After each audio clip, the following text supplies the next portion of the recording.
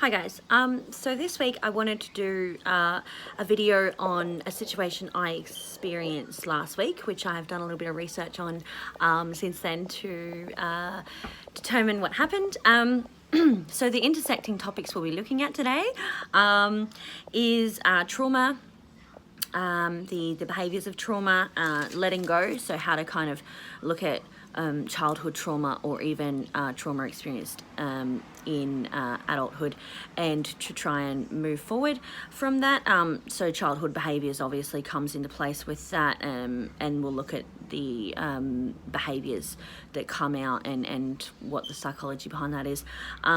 Aggression, and how to kind of mirror an appropriate response, as opposed to being submissive and actually not improving the situation, or being aggressive and obviously not improving the situation. So we're looking at conflict situations as well. They all tie in together. So I'm not going to try and overload you with too much information today. I can probably do another video on it to explain it a bit more when I have some more information. I'm always learning to try and provide better examples and maybe make it understandable as well, because it's taken me a long time to understand these things. Okay, so the situation. Last week at my community centre, a gentleman came in. He was very aggressive. He openly admitted that he was involved in domestic violence, and that his wife and children had left. And he wanted some crisis intervention food, and we actually couldn't provide that because we had already provided that. So the situation kind of came to a bit of a peak. He was very, very aggressive. I was dealing with him personally, and trying to assist him. And I did offer him a food parcel, but he was currently homeless, so he couldn't actually, put the food anywhere. So he was in a bit of a bad situation. So I referred him to our counselling service, and tried to get him to assist while he was in the service at that time. And I found myself quite triggered from his behaviour, because he was, obviously yelling and smashing doors and all of that kind of stuff. It was the first time I'd actually experienced a crisis situation at the community centre. I had to wear one of those, crisis necklaces and all of that, high alert. Anyway, so a few other gentlemen saw his behaviour and were kind of like, "Are you okay?" And I was like, "No." But I said, "Of course I am, yes." So I went to the back room to get him something to eat at that point in time. And the only thing that we had was a can of tuna and some muesli bars. Otherwise, people had to cook stuff or, make it or whatever, and he didn't have that opportunity to do that, right? So I came back out and I gave it to him, and he screamed at me and smashed the tuna down and said, "I don't even eat this stuff," curse word. And took the muesli bars and went outside and slammed the door and ate them and said he would be back. And he did come back. He came back several times, probably about 4 times. And I looked back at this situation later, right? When he did leave, he was quite calm from earlier. He was quite he was in a much better state mentally, and emotionally. And obviously, all of his problems hadn't been solved, but that primary problem, that emotional kind of overwhelming issue, was solved. And when I walked away from him, he was trying to tell me, his current situation and stuff like that. And he had given me a very brief detail. But I felt too overwhelmed to deal with that. I was like, I don't really want to go into his life story. I don't, I'm not qualified either to provide him that support. So, and I had other things to do. I was busy at that point in time. So I walked away. And what I learnt later is, so we've got two levels, right? We've got the hyper-arousal and we've got hypo-arousal. So hyper-arousal is when people are aggressive. So I've got a little diagram here.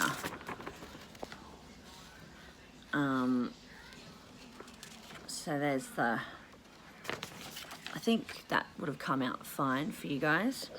I'll show you the other down here, which is talks about the window of tolerance. So it's the baseline of how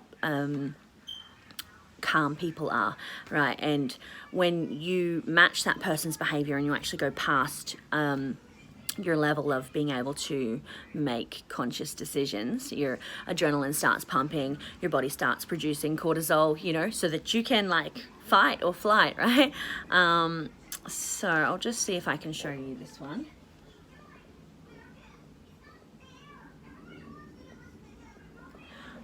So that goes into hypoarousal is when people dissociate. So they go into like sometimes regression. So regression is people who haven't kind of healed from some of their trauma. People with PTSD might have it, and they are psychologically stuck. So it's kind of like flashbacks, or even people who might, children who might just go really quiet after something really bad has happened, and not communicate, you know, what's happened, and be very quiet in the fact of being able to talk to their parents or their loved ones, or even play like they used to. And people can bring that into adulthood as well, of course. So the aggression side of things, right?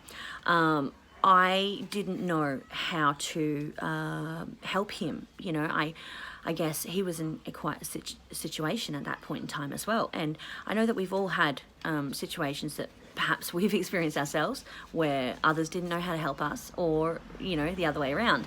And I was kind of sitting there thinking, well, right now I'm faced with a situation I don't have skills or education surrounding. So when we have that competence, you know, those skills, that education, then we're more likely to use them in a crisis situation because we're aware, you know, we've practiced, you know, that's the difference between not knowing and just being faced with all of our emotions flooding in, and knowing and being able to attempt to use our logical brain and make, you know, more appropriate decisions at that point in time, right? So I had to look at this after, because I thought that was very triggering for me. It kind of affected the rest of my day. And I also had another lady who was really aggressive later that day, and I thought, oh my goodness, it's just the day for it, you know? It just was. So yeah, that did affect me, because I thought, oh wow, I couldn't help him to start with, and secondly, my responses weren't helping him. So okay, so I looked at what I was saying before, mirroring. So when like, just say I'm your counselor, right? And someone comes in and you're saying to me, I've had a really hard day, you know, and I'm really angry right now. And I'm like, oh, okay. Look, why don't you just sit down and we'll have a chat about it? Do you know, like, if somebody said that to you, would you feel unheard? You know, would you feel like you weren't listened to or respected or appreciated? And I know I would. If somebody spoke to me in that way when I was annoyed, you know, I'd be like, oh, okay, well, fine. Don't care. So mirroring is about, let's just say, that same situation happened. Person comes in, you know, I've had a really hard day, and you say, I can totally understand that. That's really, I'm really sorry to hear that. Hey, why don't we come and have a look at some, you know, the situation and try and see if we can get some answers from it, or you know, we'll just have a sit down, we'll have a think about it. I mean, you can, you know, and if they say I don't want to sit, you go, okay, you don't have to sit, that's fine.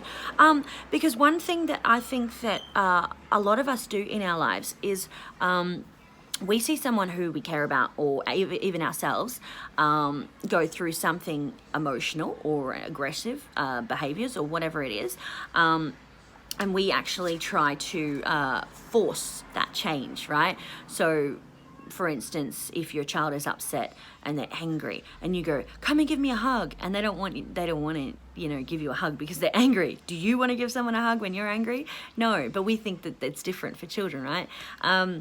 So you try to hug them, and they start hitting you and lashing out. I have had this happen to me.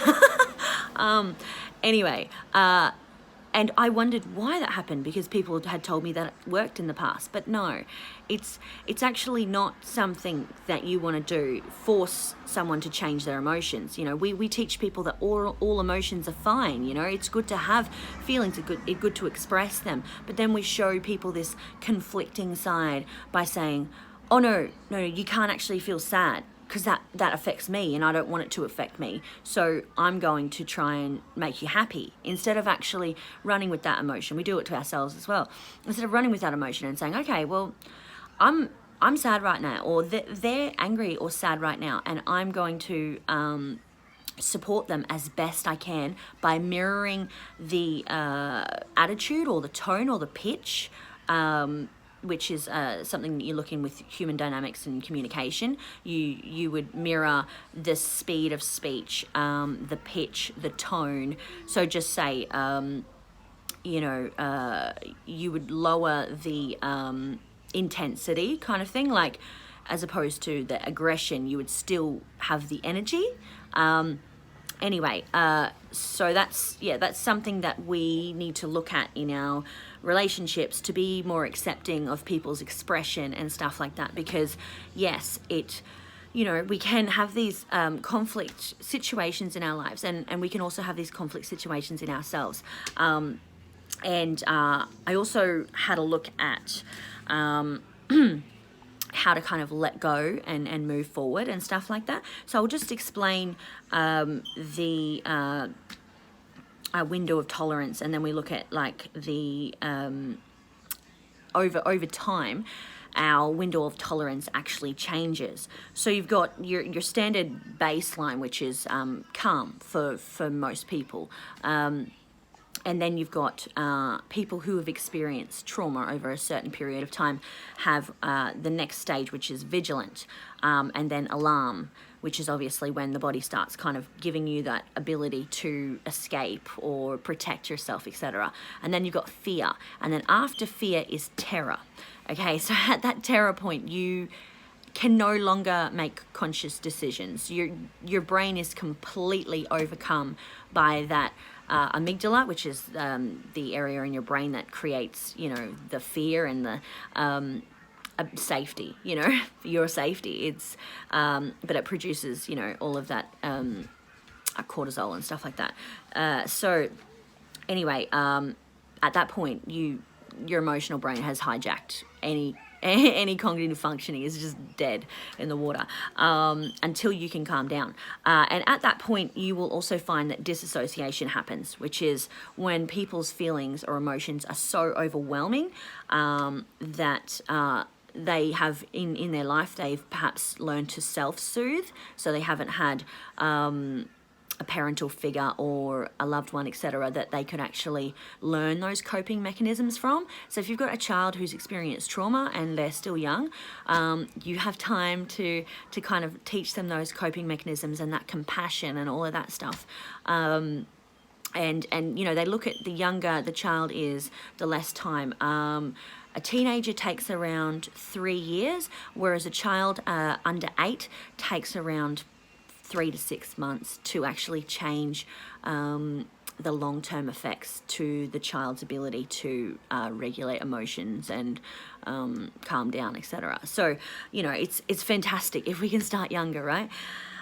Okay, so over time, the brain resets where its baseline is, okay? So its baseline is no longer at calm, its baseline is at alarm, right?